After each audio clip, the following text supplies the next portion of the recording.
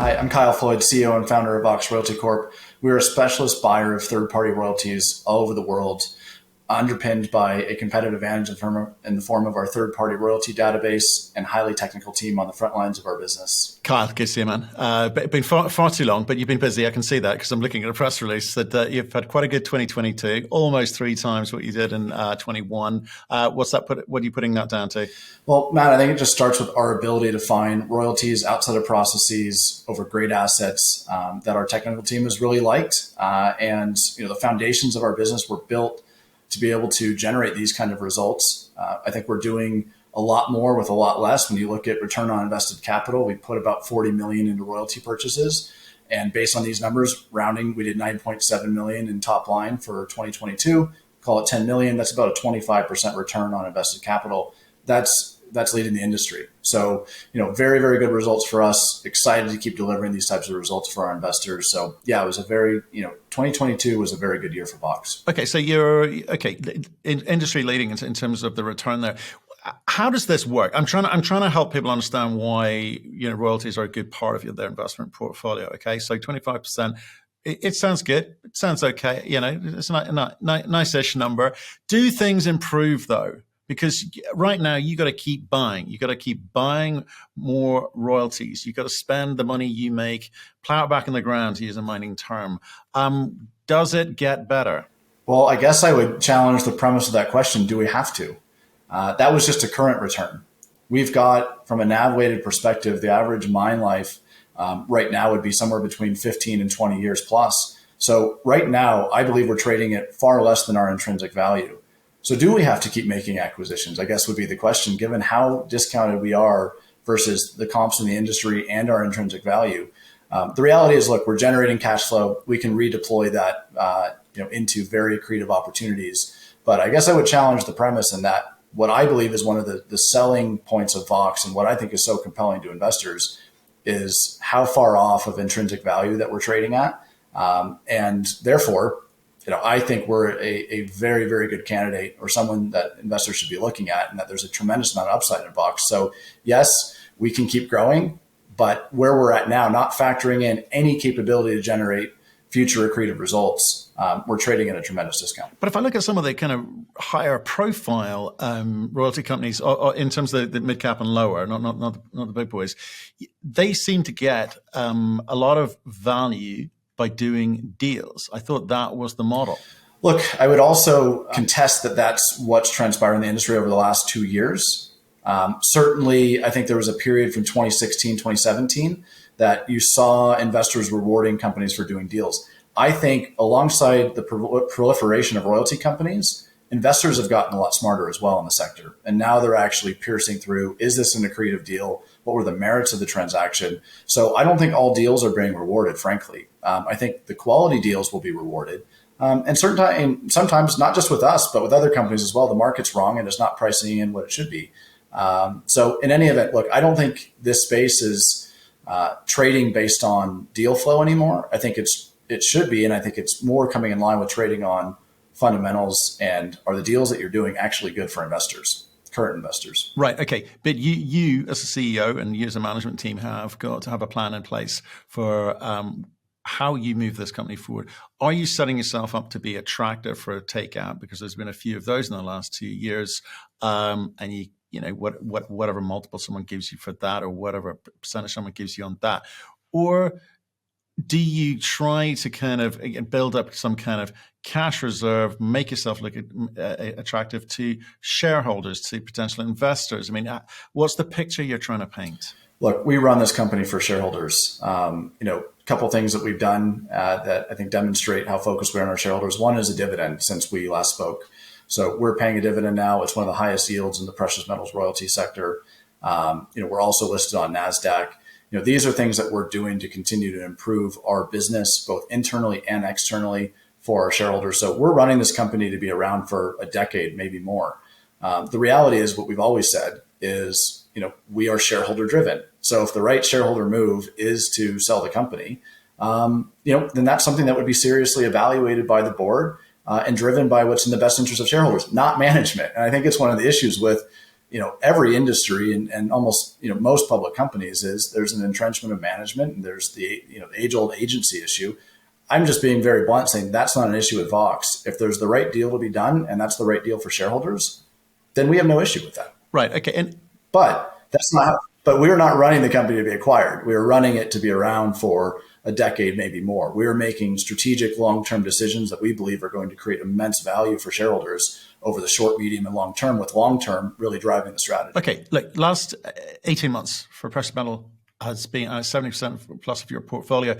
It's been difficult, right? It's been difficult not just for explorers because they can't get capital, or developers trying to get the finance to actually get into production, but the producers too. It's been tough out there. I mean, a rising gold price from over the last a few months or so has been helpful. But what has it taught you? What have you learned? Because I know most people say, "Oh, we've talked about it a lot." You're getting a net number, so in a very meaningful way, you kind of don't care.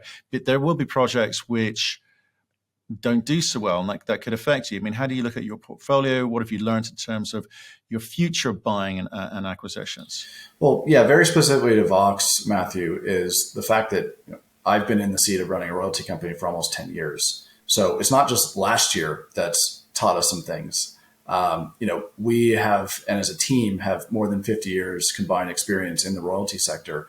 And so it's a decade plus of experience that drives how we go about creating long-term shareholder value. The last year, yes, has been very tough. And I think, where it's pertinent to Vox is a lot of the very significant success that we've realized as a business in terms of tangible results. You quoted the revenue growth, coming out with the dividend, being listed on NASDAQ, some of the acquisitions that we've been able to tuck in. I think that was lost in a very choppy, tumultuous equity market with a lot of volatility. And I think we're coming out of that now. Certainly something that's been well covered on your show and your interviews is that the commodity prices are high. I think investor interest is coming back to the space. But if you're looking for a reason why Vox is still so dramatically undervalued, I think a lot of the good things that we accomplished for shareholders got lost last year. And I'm seeing kind of a sea change shift in investor mentality, specifically around commodities and deploying capital back into the sector. So that's a real positive. And then the overarching learning is you have to build a business for the long term. If something happens where you're acquired, and that's the right decision for shareholders, great. But we're not building this business for an 18-month exit. We're building it to be very successful over a decade. And I'm excited about some of the strategies and other competitive advantages we've been building. I think we're in some ways known as the database company. But what I think investors will see from Vox over the coming years is that we've been developing strategies and capabilities, again, that are going to lead the industry in terms of our ability and capability to execute on great royalties at great value. That's what's driven the success of our firm to date, and that's what's going to continue. Right. Okay. And if we look for, and again, something we've talked about in the past, but you've obviously, the market cap has grown, albeit conservatively, in a very difficult environment. So, I guess you take that as a win. The cost of capital question is, one assumes if you do decide and that is the right thing to do, and you do want to make acquisitions, is the cost of capital, dropping for you now that you've kind of getting into meaningful revenue? It is, and we've seen through various proposals and very internal initiatives that our cost of capital is lowering very significantly. So that's something that we're excited about, and we continue to find highly accretive transactions. We were active last year. I expect us to be active again this year and being able to bring in very accretive opportunities. And something we've talked about before, Matt, is that it's accretive really on kind of three main metrics. Is it accretive on a cash flow basis? Is it accretive on a NAV basis? And then what's an absolute return that we think is in excess of our cost of capital? And it needs to hit those three metrics. So we've done a very good job, I think, building this company. And now the wind is at our back. We have the momentum. We have strong cash flow. We have strong assets. We have a great team. And I look at 2023 as the year that our market valuation starts to more closely reflect the fundamental value that we know is in the firm. Well, why do you say that? Because you haven't given guidance for 2023 yet. You've got to wait for your Q4 numbers to come out. But why do you say that? What are the things that you think that did not get credit in 2022. I mean, you mentioned a couple of them in terms of the NASDAQ listing, et cetera, but what sets you up for success next year? What gives you confidence? Well, one of the big turning points for royalty companies, I believe, is that you're actually generating meaningful cash flow.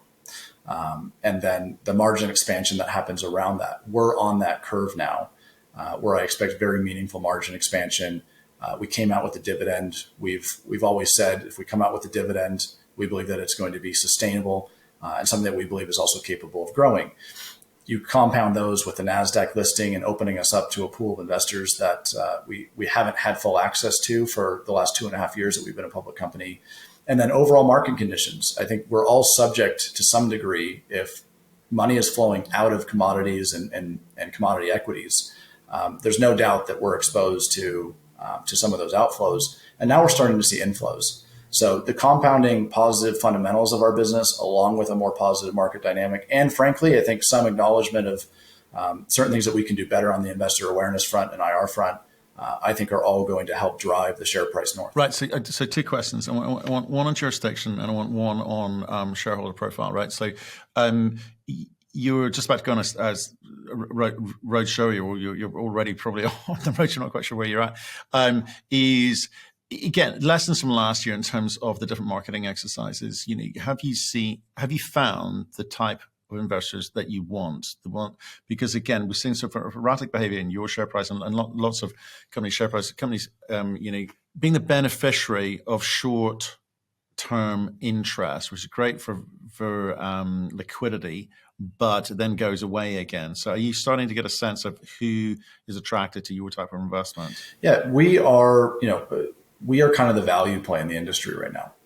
We traded at a very meaningful discount to our net asset value or intrinsic value. We're both at a huge discount to our comps from any type of revenue and cash flow and EBITDA multiple as you look out into what we produced on this last quarter and going forward. So we believe we're trading at the low end of the space, really in every relevant metric. And I think investors are looking for value opportunities that also have the ability to continue to grow and execute. So I think what we found is a niche with value investors. There's not a lot of value names in the royalty sector. And I think that's overall a good thing.